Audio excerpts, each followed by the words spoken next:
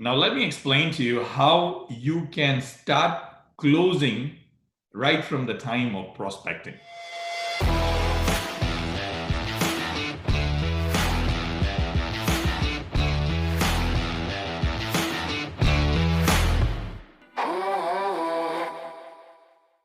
For me, I want to do my best to remove as many future objections as possible, other than the business and product specific objections.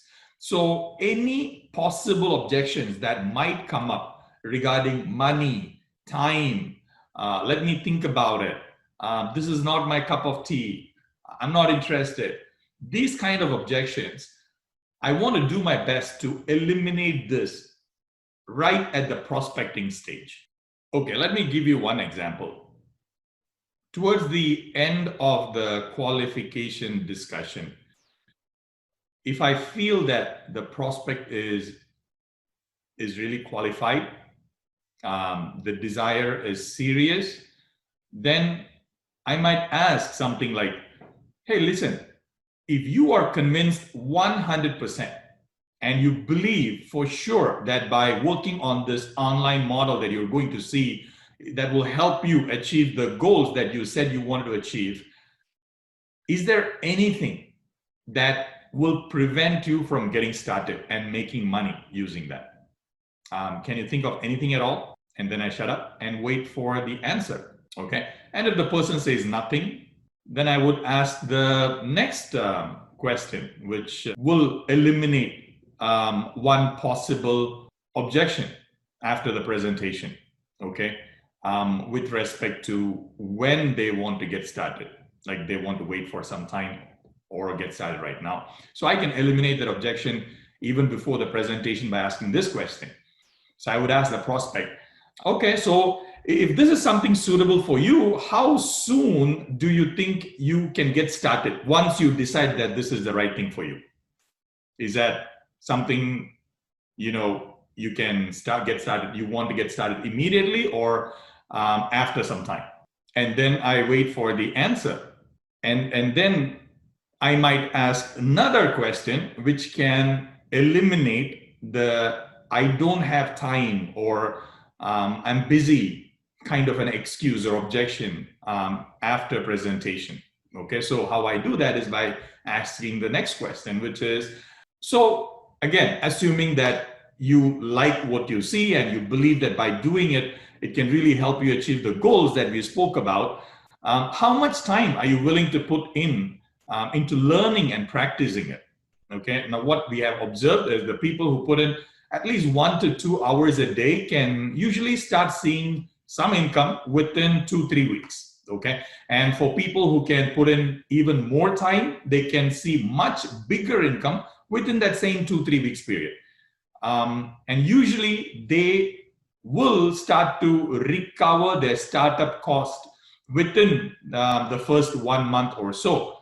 I really don't think you should even start it if you are aiming for anything lower. So how much time do you think you're willing to put into it? And after I hear the answer for that, then I move on to the next question, which is again aimed towards eliminating the money objection, okay, after the presentation. So I would ask something like, and as you probably know that there is some startup cost, there are some startup expenses in everything, right? You probably know that, correct?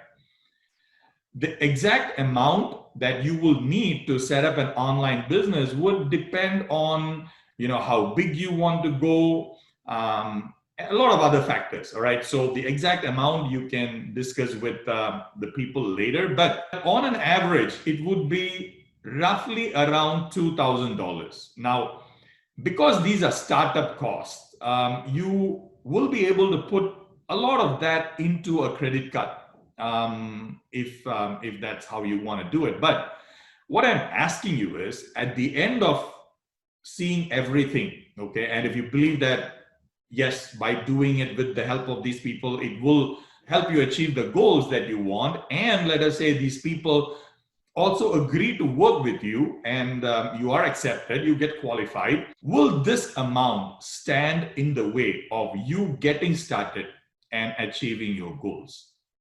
If so, then it will be a waste of time for everyone, including you. So that is why I just wanted to, clarify with you that if that would be an issue for you, okay? And then I listen to the answer. Now, if I want, I can also avoid another objection of, I need to get permission from my husband, wife, father, mother, whatever it is, by asking this next question. Okay, so I would ask the prospect something like, so that's fantastic. If you decide that you have the money and if you like, you can get started. That's very good. Now, is that the kind of decision that you can take by yourself, or do you need to get permission from somebody? And then shut up and listen. Okay, a very important thing after each of these powerful questions is that we shut up and we let the prospect talk. These powerful questions can be made weak if we keep blabbering, if we keep talking after asking these questions, and if we put words into the mouth of the prospect rather than waiting for them to actually talk how they feel. So after each of these questions, I would basically shut up and then wait for the prospect to answer. And if they don't answer even after a few seconds, then I will just repeat the question. That's about it. I am not going to put words into their mouth. By doing that, I will make these questions powerless.